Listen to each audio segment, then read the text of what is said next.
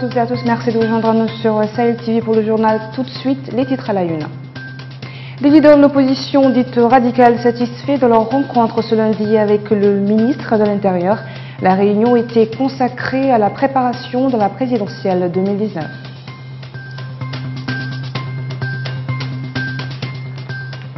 Lancement de la 4e édition du Festival de Nouakchott pour la poésie arabe, un événement sponsorisé par l'État des Émirats arabes unis.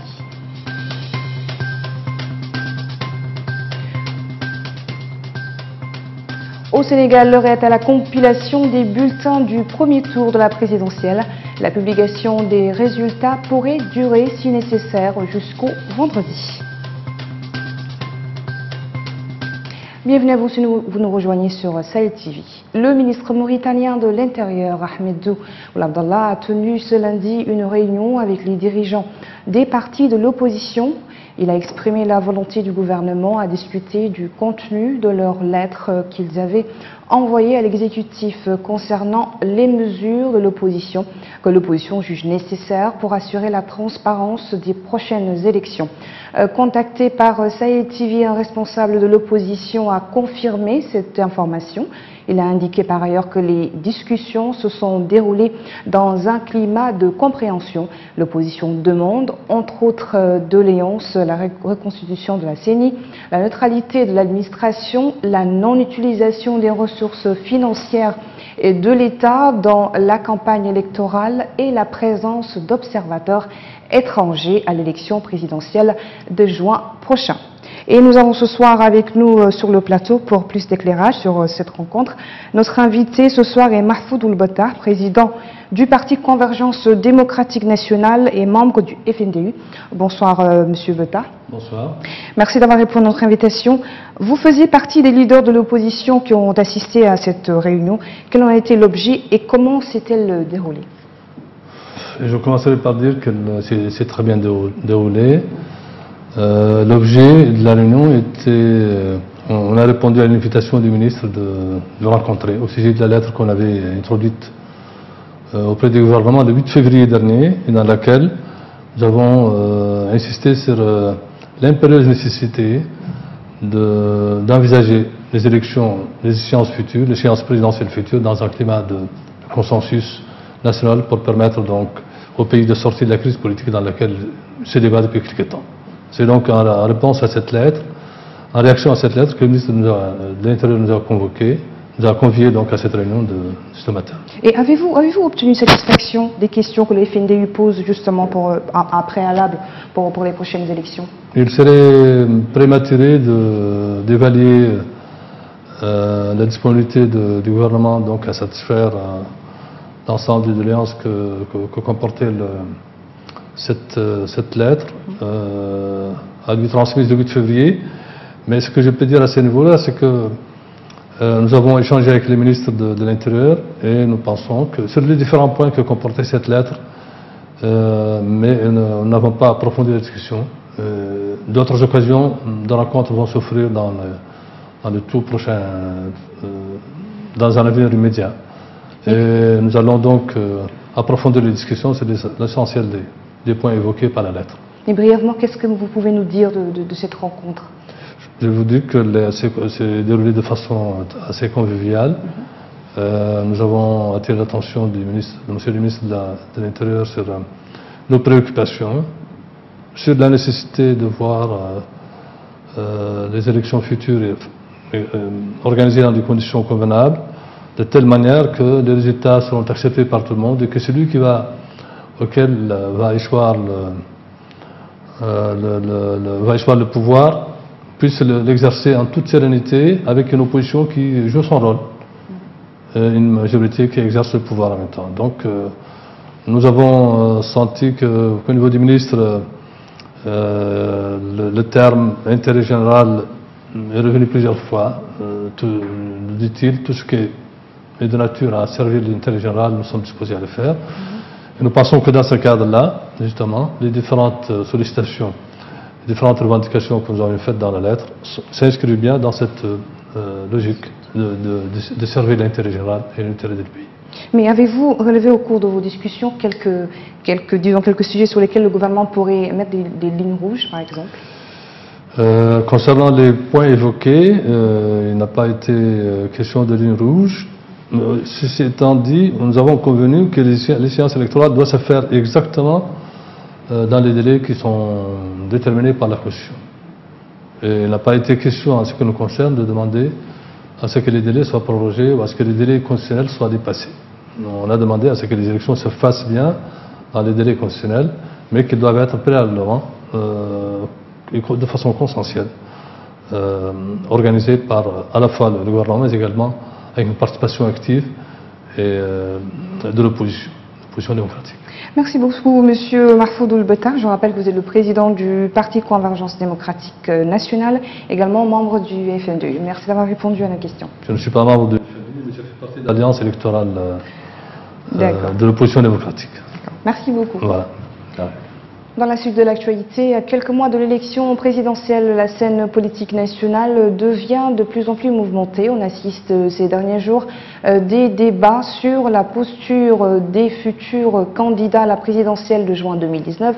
L'opposition peine toujours à se réunir autour d'un candidat unique, ce qui n'est pas le cas pour la majorité qui vient de désigner le général Mohamed ou le cheikh Mohamed Ahmed, dit Al-Razouani, comme leur candidat. Un reportage signé Hamaoula Jagana. Divergence ou prudence?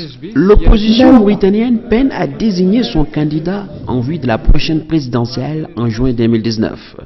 Réunie autour d'un regroupement dénommé Alliance de l'opposition démocratique mauritanienne, AODM, elle est attendue par l'opinion nationale afin de relever les défis face aux spéculations sur son incapacité d'avoir un candidat unique. Plusieurs noms et potentiels candidats de l'AODM circulent à travers les réseaux sociaux et même dans la presse nationale. Il s'agit de l'ancien Premier ministre Sidi Mohamed Ould Boubacar, soutenu seulement par parti de l'opposition. Mahfoud Ould-Bettar, membre du FNDE et actuel président du parti Convergence démocratique nationale, est l'homme d'affaires Mohamed Ould Bouhamadou qui fait presque l'unanimité au sein de cette opposition. Un choix peu probable car l'homme d'affaires qui vit en exil fait l'objet d'un mandat d'arrêt international. Face à cette situation, l'AODM a du pain sur la planche car chaque jour qui passe sans candidat est en faveur de la majorité. Une majorité déterminée et qui a pris le devant en choisissant sans embâche son candidat. Il s'agit du général Mohamed Ould Cheikh Mohamed Ahmed Razouani. Ce dernier, actuel ministre de la Défense et ancien chef d'état-major des armées, est désigné comme dauphin du président de la République, Mohamed Ould Abdelaziz. La candidature de Ould Razouani est adoubée même par certains leaders de l'opposition qui ont démissionné de leur parti pour prêter main forte à la continuité de la majorité au pouvoir. De quoi interpeller l'opposition sur son retard pour les prochaines échéances présidentielles. Le Rassemblement pour la démocratie et l'unité RDU, membre du FNDU, décide d'apporter son soutien à Mohamed Ould Cheikh Mohamed Ahmed Razouani en vue de son élection à la présidence de la République. Le parti d'Ahmed Ould Cheikh Sidi Baba avance comme dans une déclaration rendue publique hier, ce qu'il appelle des qualités que le parti lui reconnaît pour motiver son soutien, à savoir une envergure intellectuelle et morale digne de la civilisation arabo-islamique de notre peuple et de son identité culturelle dans toute sa diversité, mais aussi une appréciation éclairée de cet environnement et du monde à l'heure où des grands ensembles économiques et de la mobilisation. Maître Ahmed Salem Bouhoubeini, ex-bâtonnier de l'Ordre national des avocats de Mauritanie, ONA, a été nommé président de la Commission nationale des droits de l'homme, CNDH. La nomination de Maître Ahmed Salem Bouhoubeini intervient après la démission du Forum national pour la démocratie et l'unité, regroupant l'opposition. L'avocat avait notamment critiqué la démarche du FNDU par rapport aux prochaines élections présidentielles. Le palais des congrès a servi de cadre ce matin pour le lancement de la 4e édition du festival de Nouakchott pour la poésie arabe. La manifestation est organisée par la Maison de la Poésie à Nouakchott. Au menu, des lectures de poésie, des soirées culturelles et des séances qui traitent l'art poétique. C'est Sidibé.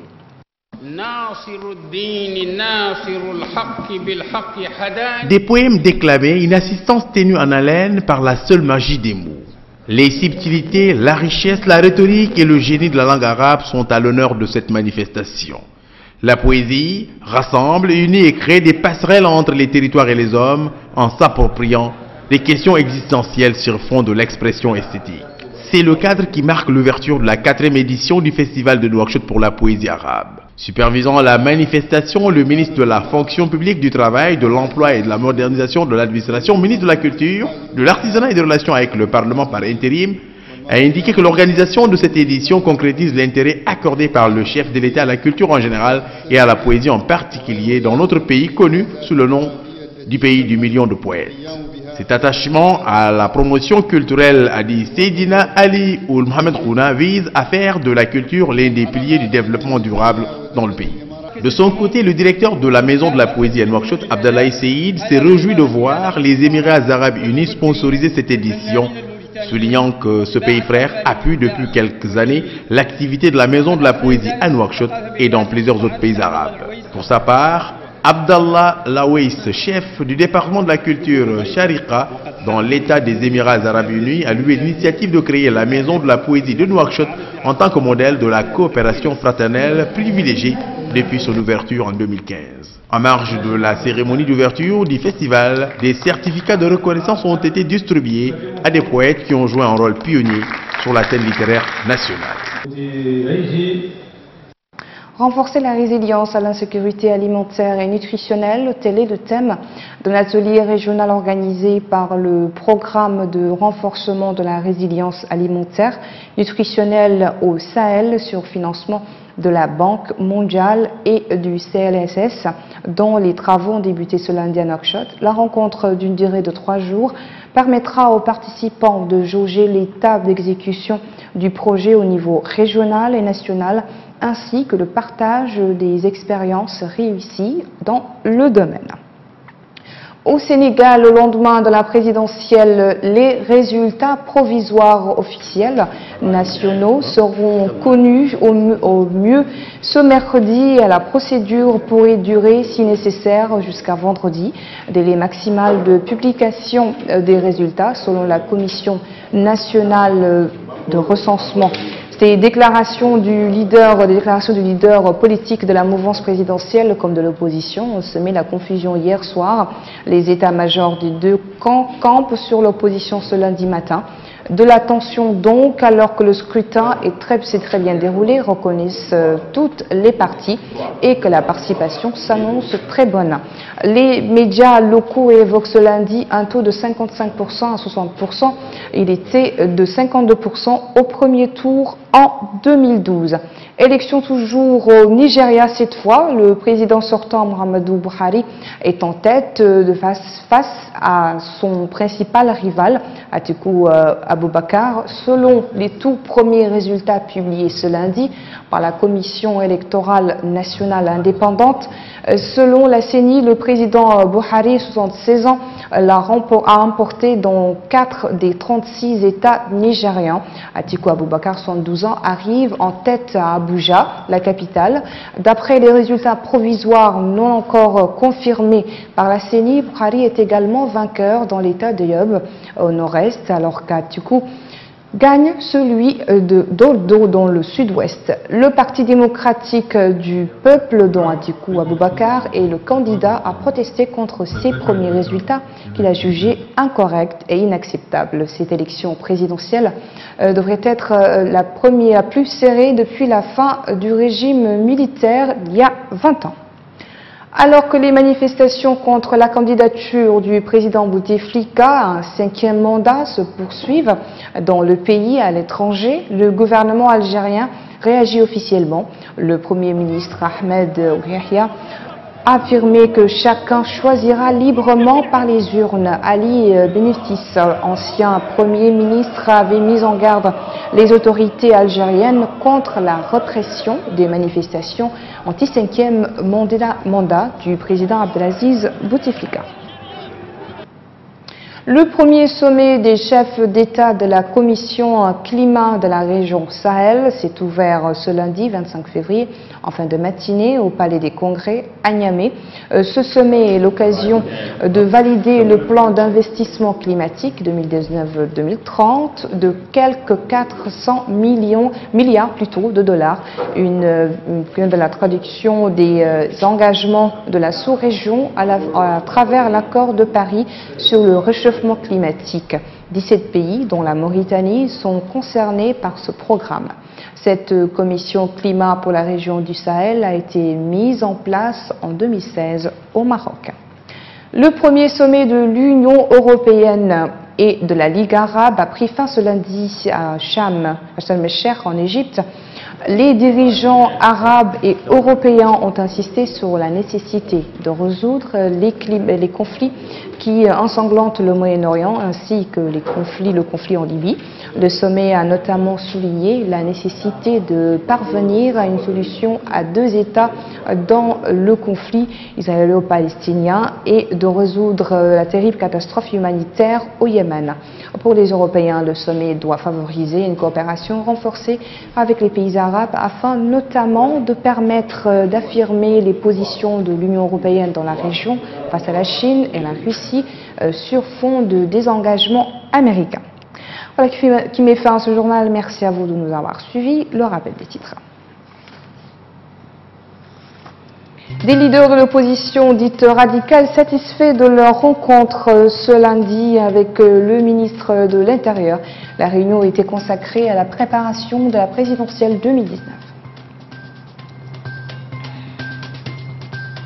Lancement de la 4e édition du Festival de Nouakchott pour la poésie arabe, un événement sponsorisé par l'État des Émirats arabes unis.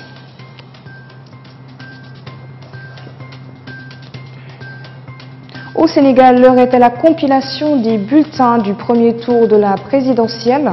La publication des résultats pourrait durer, si nécessaire, jusqu'à vendredi. Merci de votre attention. Très bonne suite de programme sur Sahel TV. Bonsoir.